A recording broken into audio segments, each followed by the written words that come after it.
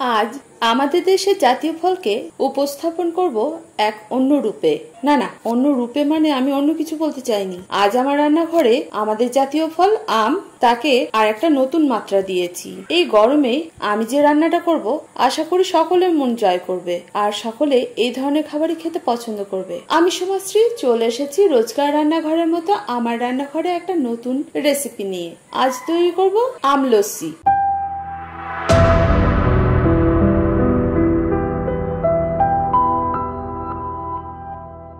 এর জন্য লাগবে 1 কেজির মতো আম। আমের পরিমাণ বেশি হলে কোনো অসুবিধা নেই। আর নিয়েছি 1 কেজি টক দই, আর লাগবে স্বাদ অনুযায়ী চিনি। আর এই লস্যিটা বানানোর জন্য একটা সিক্রেট মশলা। তাহলে বলি এবার কিভাবে বানাবেন। আগে আমরা মশলাটা তৈরি করে নিই। এর জন্য একটা ননস্টিক প্যানে বা শুকনো খোলায় দিতে হবে 1 চা চামচ জিরে আর 1/2 চা চামচ জোয়ান। এটাকে রোস্ট করে নিতে হবে খুব হালকা আছে। আর যখন সুন্দর একটা গন্ধ বের হবে তখন আঁচ বন্ধ করে দিতে হবে। এবার ঠান্ডা হয়ে যাওয়া পর্যন্ত অপেক্ষা করতে হবে। এটা নরমাল তাপমাত্রায় আসার পর গ্রাইন্ড করে রেখে দিতে হবে। এটা মিক্সিতে দেওয়ার পর এর সঙ্গে যোগ করতে হবে 1 চা চামচ বিট নুন আর 1 চা চামচ আমচুর পাউডার। এবার এই সমস্ত মশলাটাকে গুঁড়ো করে একটা কন্টেনারের মধ্যে রেখে দিন। এটা যে কোনো লস্যির ক্ষেত্রে ব্যবহার করতে পারেন।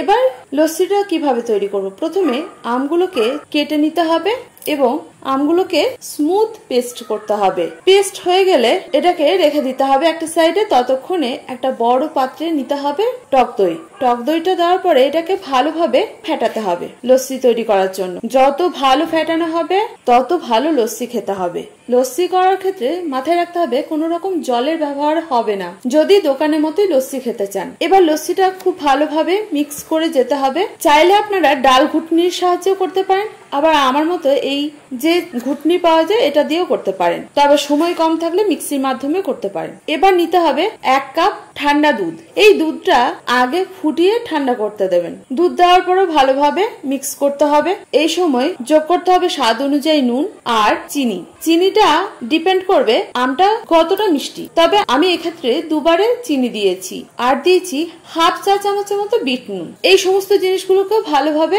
দইয়ের সাথে মিক্স করে নিতে হবে। তবে লস্যিটা যেহেতু আমরা ঠান্ডা খাবো তাই দিয়েছি বরফ। চাইলে বরফ দিতেও পারেন, নাও দিতে পারেন। এই সমস্ত উপকরণ একে একে দিলেই দইটা ফেটানোটা খুব ভালো হবে। আর দই যখন ভালোভাবে ফেটানো হয়ে যাবে তখন যোগ করতে হবে পেস্ট করা আম।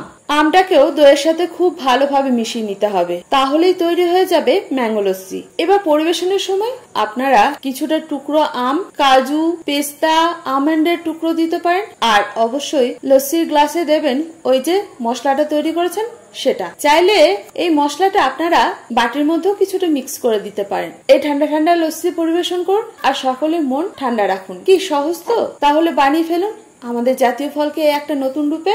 তবে তার আগে আমার ইউটিউব চ্যানেলটাকে সাবস্ক্রাইব করবেন। ফেসবুক থেকে দেখে থাকলে পেজটাকে ফলো করবেন। আমার রান্না বা রেসিপি ভালো লাগলে লাইক শেয়ার করবেন।